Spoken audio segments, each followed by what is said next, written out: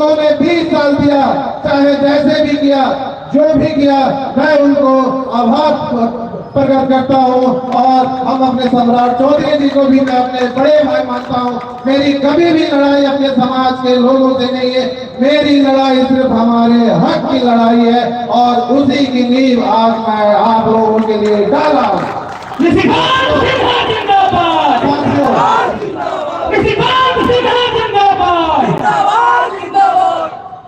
इसी हक की लड़ाई करने के लिए आपका भाई आप लोगों के बीच आया है।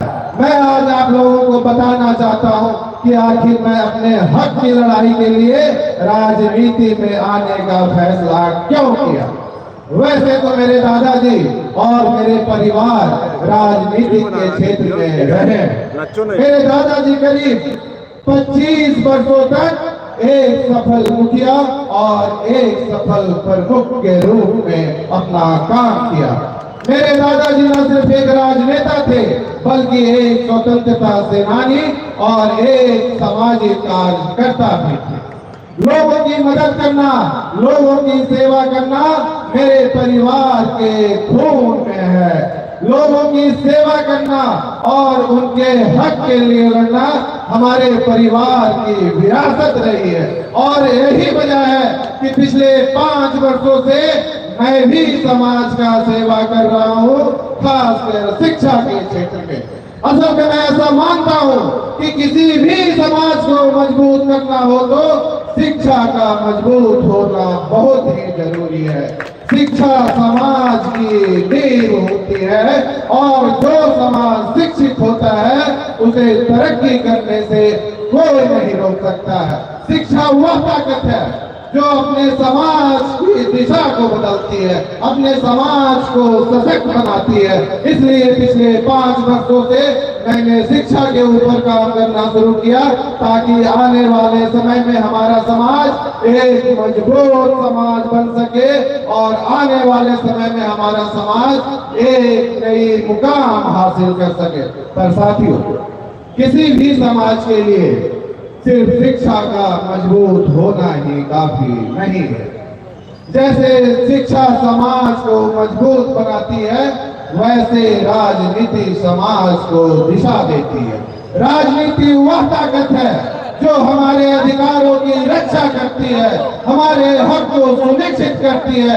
इसलिए मैंने राजनीति में अपने हक के लिए, अपने बिहार के लोगों के लिए, अपने कुशवाहा समाज के लिए, अपने दलितों के लिए, अपने गरीबों के लिए राजनीति में आने का फैसला लिया।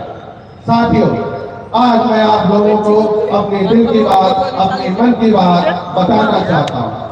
मैं कभी भी मैं 20 सालों से अपना बिजनेस कर रहा था। मैं 20 साल से गुजरात में रह रहा हूँ और 20 सालों से अपना बिजनेस कर रहा था। मैं कभी भी राजनीति में नहीं आना चाहता था। मैं 20 सालों से अपना बिजनेस कर रहा था और 20 सालों की कड़ी मेहनत करने के बाद मैंने बिजनेस के दुनिया में एक अलग पहचान बनाई। मेरा भी एक सपना था। असल में आप सभी मेरे परिवार के एक सदस्य हैं, तो मैं आज आप लोगों को अपने दिल की बात, अपने मन की बात बता सकता हूँ। मेरा भी एक सपना था कि मैं भी इस देश का एक बड़ा बिजनेसमैन बनूं। इस देश के लोग मुझे भी टाटा, बिरला और अंबानी के जैसे याद रखें।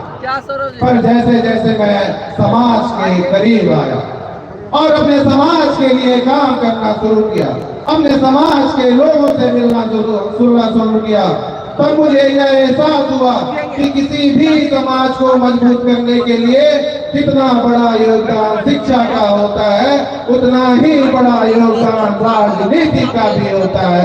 तो जहां मेरे जैसे पढ़े लिखे युवा अपने समाज को मजबूत करने के लिए शिक्षा के ऊपर काम कर रहा है, वही मेरे जैसे पढ़े लिखे युवा अपने समाज को मजबूत करने के लिए राजनीति के लिए भी काम क्यों ना करे।